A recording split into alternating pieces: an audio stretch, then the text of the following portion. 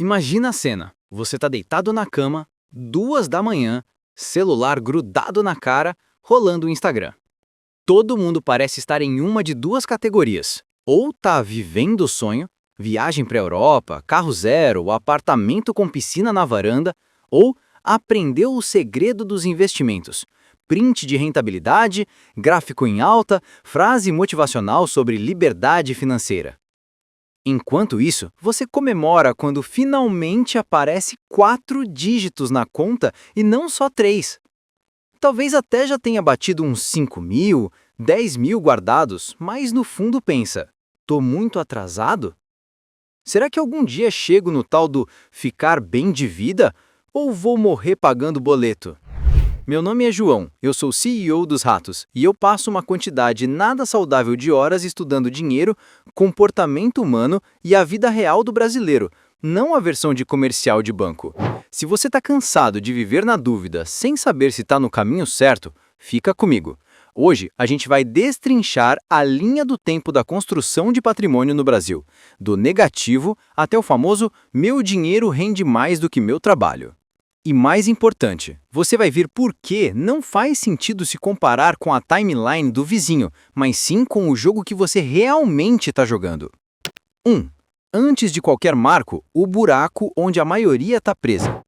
Antes de falar de 100 mil, 500 mil ou 1 milhão, a gente precisa encarar um fato cruel.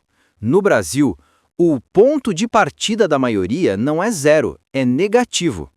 Quase 80% das famílias brasileiras estão endividadas. A inadimplência passa de 30% e bateu o recorde em 2025. Quase um terço das famílias simplesmente não consegue pagar o que deve. CNN Brasil. Agora junta isso com outro dado. 43% dos brasileiros não têm reserva de emergência nenhuma, nem 500, nem R$ 1.000 guardados para quando a vida resolve descer a marreta. R7 Entretenimento. Ou seja, a maioria silenciosa não está pensando em patrimônio, em net worth, em milhão. Está pensando em não ter o nome sujo até o fim do ano. E por que isso importa para a nossa conversa? Porque se você está endividado, sem reserva, se sente um fracasso quando ouve alguém falar de 100k até os 30 anos, você não está atrasado. Você só está jogando um jogo diferente. Antes dos marcos de patrimônio, existe um marco de ouro que ninguém posta no Instagram. Marco 0. Sair do modo incêndio constante. É um momento em que você renegocia dívidas, corta o rotativo do cartão, foge do cheque especial e começa pela primeira vez a ver o saldo não terminar em vermelho todo mês. Esse marco 0, para muita gente, é mais difícil emocionalmente do que qualquer outro, porque você não tem o brilho de dizer, tenho 50 mil investidos. Você só consegue dizer, parei de me afogar. Mas sem isso, esquece qualquer conversa de patrimônio. 2. O primeiro ponto de virada. Os humildes 10 a 20 mil. Vamos supor que você conseguiu sair do sufoco, pagou o pior das dívidas, estabilizou as contas, domou um pouco o cartão. Agora vem o primeiro marco real de patrimônio. Ter entre 10 a 20 mil reais guardados, de verdade, em algo líquido. Parece pouco, mas olha o contexto. Pesquisas recentes mostram que 67% dos brasileiros não têm reserva nenhuma, e só uma minoria conseguiria manter o padrão de vida por alguns meses se parasse de trabalhar. Infomoney. Então, se você tem 10 mil reais guardados hoje, você não é rico, mas está à frente da maioria das pessoas ao seu redor, mesmo que ninguém fale disso no churrasco. O efeito aqui não é matemático, é psicológico. Quando você tem 0, qualquer imprevisto vira tragédia. Pneu fura, você parcela no cartão. Consulta de emergência no veterinário, estoura o limite. Uma demissão, você entra direto no desespero mode. Com 10 mil reais guardados, a realidade continua difícil, mas o cérebro já sai do modo pavor absoluto. Você ainda não está pensando em como ficar rico, mas começou a pensar em como não voltar para o buraco. E esse é o ponto em que o brasileiro médio percebe que, ok, isso aqui funciona. Se eu continuar assim, talvez dê para construir algo. 3. O mito e a verdade sobre os 100 mil. Agora, vamos chegar no número que obsede as pessoas: 100 mil. Não é à toa. Em um país onde a renda domiciliar per capita média é pouco acima de R$ 2.000 e onde a metade da população vive com muito menos do que isso, juntar 100 mil é quase um ato de rebeldia contra a estatística. Agência de Notícias IBGE. Para muita gente, é mais fácil imaginar ganhar na loteria do que passar anos gastando menos do que ganha, dizer não para um monte de coisa que você merece, aguentar ouvir o vizinho trocar de carro enquanto você continua no popular velho. Por isso, os 100 mil não são só um número, são um símbolo. É a prova de que você aprendeu a adiar gratificação. É a prova de que você não é mais refém de qualquer imprevisto. É a prova de que você consegue executar um plano por anos. Mas, João, quanto tempo leva para chegar nos 100 mil? Vamos fazer uma conta realista de brasileiro, não de guru. Vamos supor que você consiga guardar R$ 1.500 por mês. Isso é pesado. Exige apertar gasto, talvez fazer bico, talvez aumentar renda. Se você não investisse, só guardasse embaixo do colchão, levaria 66 meses. 1.500 vezes 66 é igual a R$ 99.000. Algo perto de 5 anos e meio. Se você investe esse dinheiro em algo simples que rende em média algo próximo ao CDI ao longo do tempo, esse prazo começa a encurtar pelo efeito dos juros, mas ainda assim, os primeiros anos são quase 100% suor e disciplina, não milagre financeiro. Esse é o ponto que ninguém te conta. Do 0 até os 100 mil, quem trabalha é você. Dos 100 mil em diante, quem começa a trabalhar é o seu dinheiro. É o topo da ladeira. Tudo que veio antes foi empurrar carro morro acima. A partir daqui, a gravidade começa a ficar do seu lado. 4. 100 mil, 250 mil, quando a matemática muda e a cabeça acompanha. Vamos imaginar que você chegou lá. Depois de anos de aperto, tem 100 mil investidos. Agora entra em cena o personagem mais mal compreendido das finanças, os juros compostos. Suponha que você continue investindo R$ 1.500 por mês. E seus investimentos rendem, em média, algo na casa de 8% ao ano no longo prazo. Não é promessa, é um exemplo realista para uma carteira bem montada, de renda fixa e variável ao longo de décadas. Para juntar os primeiros 100 mil, você levou algo como 4 a 6 meses dependendo da sua realidade. Mas para ir de 100 mil para 250 mil, o jogo fica diferente. Aqueles 100 mil já estão gerando sozinhos algo na casa de R$ 8.000 por ano nesse cenário. Isso é algo como R$ 650 por mês que aparecem porque o dinheiro está trabalhando, não porque você fez hora extra. Na prática, é como se você tivesse ganhado um segundo mini-emprego silencioso. E o efeito psicológico disso é enorme. Antes, você guardava R$ 1.500 e via a conta subir muito devagar. Agora, você guarda 1.500, mas vê a conta subir 2.000, 2.300 no mês, somando aportes mais rendimento. É nessa fase que muita gente começa a ficar genuinamente viciada em investir. Você percebe que cada real guardado não é só um real, é um funcionário que você contratou para trabalhar para você pelo resto da vida. O que levou anos para chegar nos 100 mil, agora leva muito menos tempo para virar 250 mil. Porque você não está mais sozinho puxando o peso. 5. 250 mil para 500 mil, quando o dinheiro começa a negociar por você. Quando você atinge algo em torno de R$ 250 mil investidos, acontece uma segunda mudança silenciosa. Mesmo com o mesmo rendimento médio de 8% ao ano, estamos falando de 250 mil vezes 8% igual a R$ 20.000 por ano. Algo perto de R$ 1.600 a R$ 1.700 por mês em média, oscilando com o mercado. Isso tem 2 impactos gigantescos. 1. Você passa a enxergar o tempo de outra forma. Um ano não é só mais um ano trabalhando. Um ano é mais um ano em que meu patrimônio cresce dezenas de milhares de reais sem eu precisar virar à noite. 2. Você ganha poder de negociação na carreira. Se você tem 250k bem investidos, mesmo com um custo de vida apertado, você consegue dizer não para um chefe abusivo com menos medo, consegue recusar aquela proposta de emprego que paga um pouco mais, mas vai destruir sua saúde mental. Consegue, em alguns casos, tirar 3 ou 6 meses sabáticos para estudar, empreender, mudar de área. Esse é o ponto em que seu dinheiro não paga só boletos, ele começa a comprar liberdade de escolha.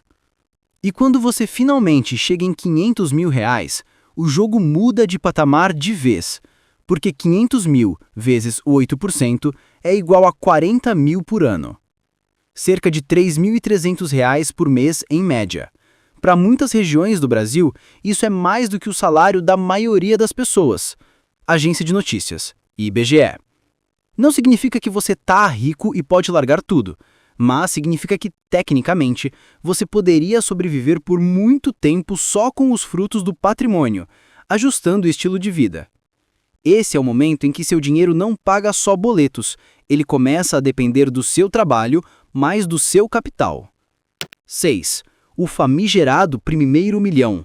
E por que ele é mais psicológico do que matemático? Vamos lá. R$ 1 milhão.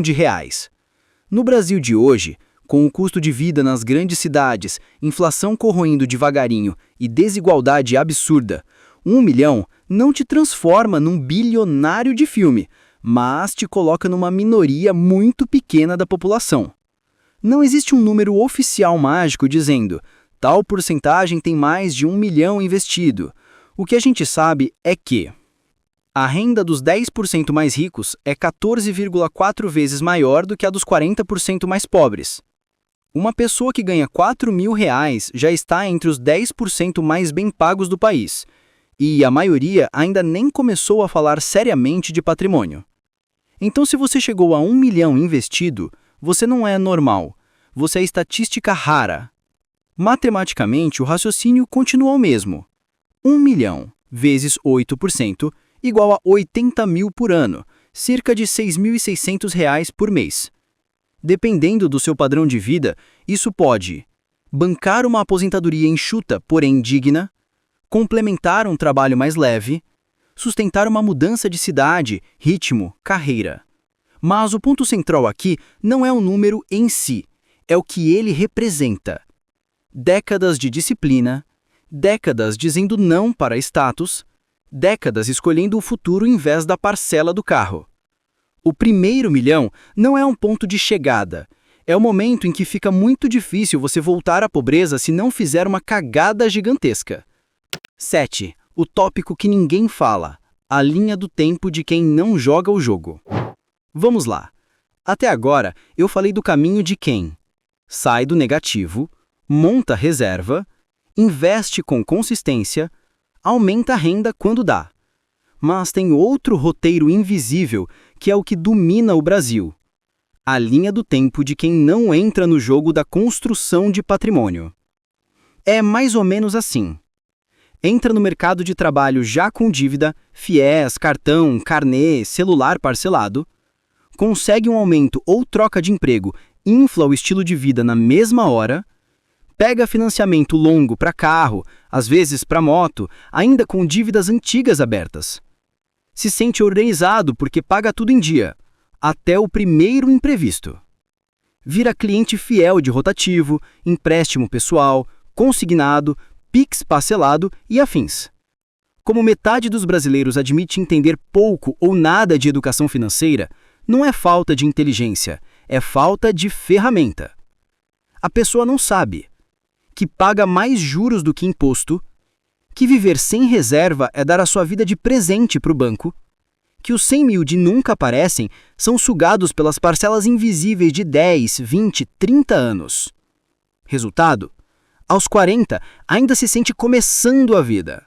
Aos 50, está cansado demais para recomeçar. Aos 60, descobre que não construiu nada sólido e vai depender de INSS e sorte. Não porque não ganhou o suficiente, embora isso também conte e muito, mas porque não transformou renda em patrimônio. Esse é o ponto cego da comparação. Você olha para o vizinho que tem um SUV zero, um AP financiado e faz churrasco todo fim de semana e pensa: caramba, ele está vencendo na vida, eu estou aqui economizando. Mas você não vê o contra-cheque dele, o tamanho do financiamento, o nível de dívida no cartão e quantos reais daquele churrasco, na verdade, são juros futuros. Talvez ele chegue na velhice com 80 mil negativos, enquanto você, silenciosamente, chegou nos seus 400, 500 mil positivos. Na foto de hoje, ele parece mais rico. Na linha do tempo, você ganhou o jogo. 8. O fator Brasil, aluguel, casa própria e o dilema que muda o seu futuro. Tem o pedaço do roteiro gringo que não dá para copiar para o Brasil. Moradia. Lá fora, muita gente conseguiu comprar casa com juros baixos e preços relativamente estáveis. Aqui, você vive o combo. Aluguel que come uma fatia enorme do salário, imóvel caro pra caramba nas capitais, juros que fazem um financiamento de 30 anos custar praticamente 2 casas. Aí entra o dilema. Compro logo um apartamento e pago prestação para o resto da vida ou foco em investir e continuo no aluguel? Não existe resposta única, mas tem algumas verdades desconfortáveis. 1. Se o financiamento te impede de investir nada por anos, você não está construindo patrimônio, só trocando aluguel por dívida longa. Se você entra num imóvel muito além da sua renda, o peso financeiro rouba a sua liberdade de escolha por décadas. Se você fica eternamente empurrando aluguel sem nunca guardar nada, também não constrói patrimônio. A chave é entender que casa não é automaticamente investimento. Se você financia um imóvel na ponta do lápis, com entrada decente, parcela que cabe e ainda sobra dinheiro para investir, beleza, pode ser parte da sua estratégia. Se o imóvel vira desculpa para você nunca mais investir um centavo, você só trocou um tipo de prisão por outra. No Brasil de hoje, com renda média per capita em torno de R$ 2.000 e aluguel subindo junto com tudo, a pergunta certa não é casa ou aluguel, e sim, como eu organizo meu custo de moradia para sobrar dinheiro todo mês para o meu eu do futuro. Tem gente que mora num lugar mais simples por 10 anos e transforma essa diferença em patrimônio real. Tem gente que dá o upgrade para um AP maior aos 30 e descobre aos 55 que nunca teve mais de 20 mil na conta. Na foto de hoje, ele parece mais rico. Na linha do tempo, você ganhou o jogo. E você, em que parte da linha do tempo tá? Vamos recapitular o mapa que eu desenhei aqui, agora olhando para sua vida. Marco 0. Sair do sufoco. Parar de viver 100% no cartão e no cheque especial. Primeiro marco. 10 a 20 mil.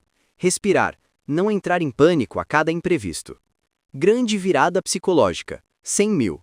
Você prova que consegue jogar o jogo com disciplina. Aceleração. 100k a 250k. O dinheiro começa a andar junto com você.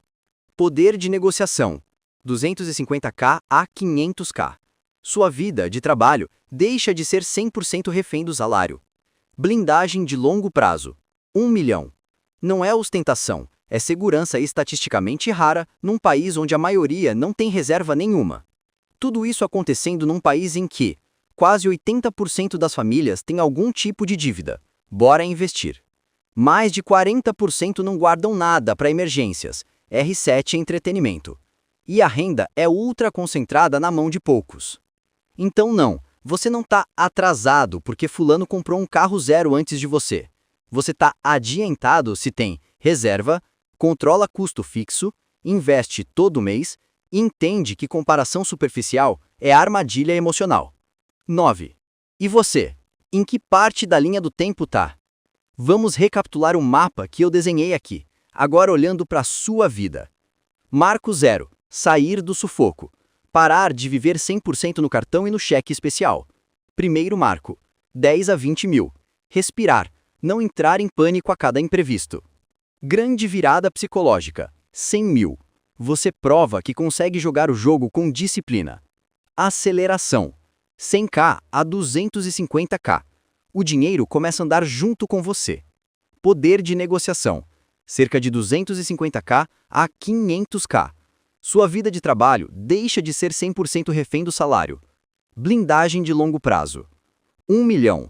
Não é ostentação, é segurança estatisticamente rara num país onde a maioria não tem reserva nenhuma.